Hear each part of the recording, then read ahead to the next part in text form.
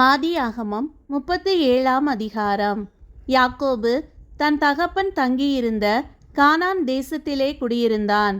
யாக்கோபுடைய சந்ததியின் வரலாறு. யோசேப்பு 17 வயதிலே தன் சகோதரருடனே ஆடுகளை மேய்த்து கொண்டிருந்தான். அந்த இளைஞன் பில்காள் சில்பாள் என்னும் தன் தகப்பனுடைய மறுமனையாட்டிகளின் குமாரரோடே இருந்து அவர்களுடைய துன்மார்க்கத்தை தன் தகப்பனுக்கு சொல்லி வருவான். இஸ்ரவேலின் முதிர் வயதிலே யோசேப்பு தனக்கு பிறந்ததினால் இஸ்ரவேல் தன் குமாரர் எல்லாரிலும் அவனை அதிகமாய் நேசித்து அவனுக்கு பலவர்ணமான அங்கியை செய்வித்தான். அவனுடைய சகோதரர் எல்லாரிலும் அவனை தங்கள் தகப்பன் அதிகமாய் நேசிக்கிறதை அவன் சகோதரர் கண்டபோது அவனோடே பட்சமாய் பேசாமல் அவனை பகைத்தார்கள். யோசேப்பு ஒரு சொப்பனம் கண்டு அதை தன் சகோதரருக்கு அறிவித்தான். அது நிமித்தம் அவனை இன்னும் அதிகமாய் பகைத்தார்கள். அவன் அவர்களை நோக்கி, நான் கண்ட சொப்பனத்தை கேளுங்கள். நாம் வயலில் அறுத்த அரிகளை கட்டி கொண்டிருந்தோம். அப்பொழுது என்னுடைய அரிக்கட்டு நிமிர்ந்திருந்தது. உங்கள் அரிக்கட்டுகள் என் அரிக்கட்டை சுற்றி வணங்கி நின்றது என்றான்.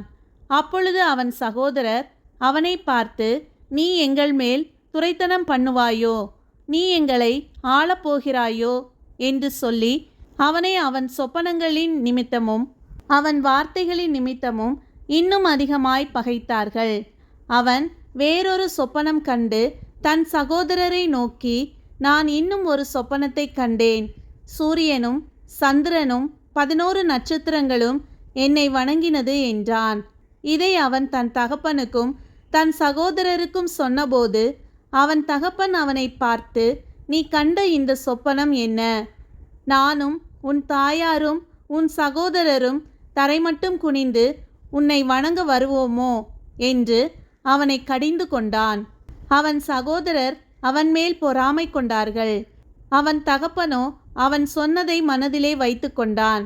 பின்பு அவன் சகோதரர் சீகேமிலே தங்கள் தகப்பனுடைய ஆடுகளை மேய்க்கப் போனார்கள். அப்பொழுது இஸ்ரவேல் யோசேப்பை நோக்கி, உன் சகோதரர் சீகேமிலே ஆடுகளை மேய்க்கிறார்கள் அல்லவா?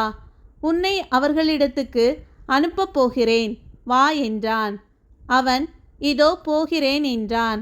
அப்பொழுது அவன், நீ போய் உன் சகோதரருடைய சேமம் எப்படி என்றும் ஆடுகள் எப்படி இருக்கிறது என்றும் பார்த்து எனக்கு மறு செய்தி கொண்டு வா என்று அவனுக்கு சொல்லி எபிரோன் பள்ளத்தாக்கிலே இருந்து அவனை அனுப்பினான். அந்தப்படியே அவன் சீகேமுக்கு போனான். அப்பொழுது ஒரு மனிதன் அவன் வெளியிலே வழி தப்பி திரிகிறதைக் கண்டு, என்ன தேடுகிறாய் என்று அவனை கேட்டான். அதற்கு அவன், என் சகோதரரை தேடுகிறேன். அவர்கள் எங்கே ஆடு மேய்க்கிறார்கள் சொல்லும் என்றான். அந்த மனிதன், அவர்கள் இவ்விடத்திலிருந்து போய்விட்டார்கள், தோத்தானுக்கு போவோம் என்று அவர்கள் சொல்ல கேட்டேன் என்றான். அப்பொழுது யோசேப்பு தன் சகோதரரை தொடர்ந்து போய் அவர்களை தோத்தானிலே கண்டுபிடித்தான். அவர்கள் அவனை தூரத்தில் வரக்கண்டு அவன் தங்களுக்கு சமீபமாய் வருமுன்னே அவனை கொலை செய்யும்படி சதியோசனை பண்ணி ஒருவரை ஒருவர் நோக்கி, இதோ சொப்பனக்காரன் வருகிறான், நாம் அவனை கொன்று இந்த குழிகள் ஒன்றிலே அவனை போட்டு ஒரு துஷ்ட மிருகம் அவனை பட்சித்தது என்று சொல்லுவோம், வாருங்கள், அவனுடைய சொப்பனங்கள் எப்படி முடியும் பார்ப்போம் என்றார்கள். ரூபன் அதை கேட்டு அவனை அவர்கள் கைக்கு தப்புவித்து அவனை அவன் தகப்பனிடத்துக்கு திரும்பவும் கொண்டு போக மனதுள்ளவனாய் அவர்களை நோக்கி, அவனை கொல்ல வேண்டாம், நீங்கள் இரத்தம் சிந்தலாகாது, நீங்கள் அவன் மேல் கை வையாமல் அவனை வனாந்தரத்தில் உள்ள இந்த குழியிலே போட்டுவிடுங்கள் என்று சொல்லி இவ்விதமாய் ரூபன் அவனை அவர்கள் கைக்கு தப்புவித்தான். யோசேப்பு தன் சகோதரர் இடத்தில் சேர்ந்தபோது யோசேப்பு உடுத்தி கொண்டிருந்த பலவர்ண அங்கியை அவர்கள் கழற்றி அவனை எடுத்து அந்த குழியிலே போட்டார்கள். அது தண்ணீர் இல்லாத வெறுங்குழியாயிருந்தது. பின்பு அவர்கள் போஜனம் செய்யும்படி உட்கார்ந்தார்கள். அவர்கள் தங்கள் கண்களை ஏறெடுக்கும் போது இதோ கீலேயாத்திலிருந்து வருகிற இஸ்மவேலருடைய கூட்டத்தை கண்டார்கள். அவர்கள் எகிப்துக்கு கொண்டு போகும்படி கந்த வர்க்கங்களையும் பிசின் தைலத்தையும் வெள்ளை போலத்தையும் ஒட்டகங்கள் மேல் ஏற்றி கொண்டு வந்தார்கள். அப்பொழுது யூதா தன் சகோதரரை நோக்கி, நாம் நம்முடைய சகோதரனை கொன்று அவன் இரத்தத்தை மறைப்பதினால் லாபம் என்ன? அவனை இந்த இஸ்மவேலருக்கு விற்று போடுவோம் வாருங்கள், நமது கை அவன் மேல் படாதிருப்பதாக.